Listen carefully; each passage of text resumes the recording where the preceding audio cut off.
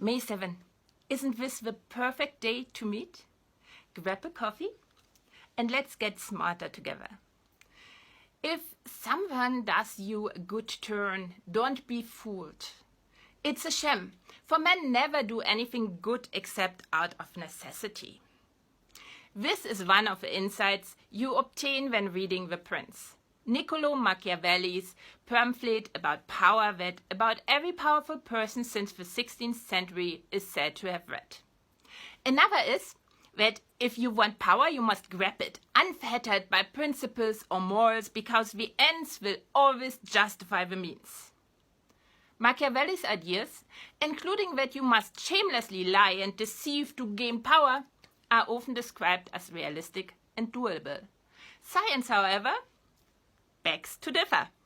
Again and again, it has been proven that people don't put up with arrogance, and if you behave as the prince prescribes at first encounter, you run out of a joint. The individuals who rise to positions of power are the friendliest and most emphatic. What happens to people once they have power, though, is an altogether different story. And it is probably best demonstrated by an experiment Professor Dacher-Keltner and his team did involving cars.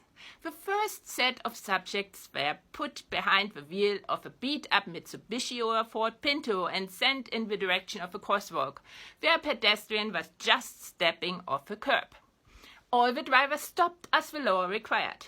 Not so the subjects put behind the wheel of a sneezy Mercedes. 45% of them failed to stop. In fact, the more expensive and powerful the car, the ruder the driver. Power is an acquired sociopathy, a non-hereditary antisocial personality disorder. People in power are not only more impulsive, self-centered, reckless, arrogant, and rude than average, they are more likely to cheat on their spouses, are less attentive to other people, and less interested in other people's perspectives. They are also more shameless, often failing to manifest the one facial expression that makes human beings unique among primates. They don't blush. The reason is that a sense of power disrupts what is known as mirroring, the way in which we use data from the container that's the other person in the model of a world generated by us to create the present version of ourselves in that model. I prepared something for better understanding. So, the black one is the whole environment with all the data available in it. A part of this data that is available will be picked up by us, by our cells and bacteria, and will be available to the brain. The brain then uses only a small sliver of this data to create a model of a world. You see it in blue. And inside this model of a world, it uses again less data to create the self, me, a red circle. Now, think of a Venn diagram in which you are one circle and the other person present is a circle as well. Inside the you circle are all the incoming data which you've decided are necessary to pursue a specific goal in the environment you're in. Inside the other circle are all the data from that environment you've decided belong to them and are necessary to notice about them. Mirroring creates an intersection. Data you use to generate both yourself and what you define as them, as the other person. So your thinking and planning will always involve them, the other person, as they have literally become a part of you. A sense of power is a force that moves the circles apart until there's no intersection left anymore.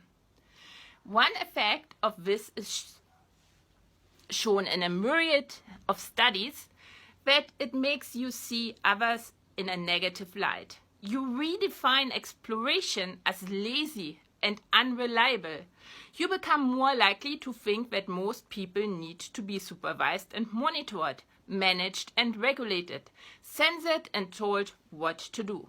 And because power makes you feel superior to other people, you believe that this monitoring should be left to no one else but you. Tragically, not having power has exactly the opposite effect. Psychological research shows that people who feel powerless also feel less confident. They are hesitant to voice an opinion. In groups, they make themselves smaller and they underestimate their own intelligence. Such feelings of uncertainty are convenient for those in power, as self-doubt makes people unlikely to strike back. This is the opposite of a placebo effect in action. Those treated as if they are stupid start to feel stupid, and leading the ruler to think that the masses are too dim to think for themselves, and hence they, with their vision and insight, should take charge. Meanwhile, the opposite is true, and power decouples us from humanity and the basic truth that we are all born to enable each other to choose exploration over exploitation at any moment to harvest the biggest gain for all. I will get to the point where I'll apply this to heroic societies from Mesopotamia to the Axle Age, but it has to be tomorrow's tale because this coffee break has come to an end already. Explore as known as think. Make a habit out of thinking. Let's turn thinking into a movement. Like, comment, share, and follow lest you miss a single opportunity to improve yourself and society. See you next time at the Coffee Pot.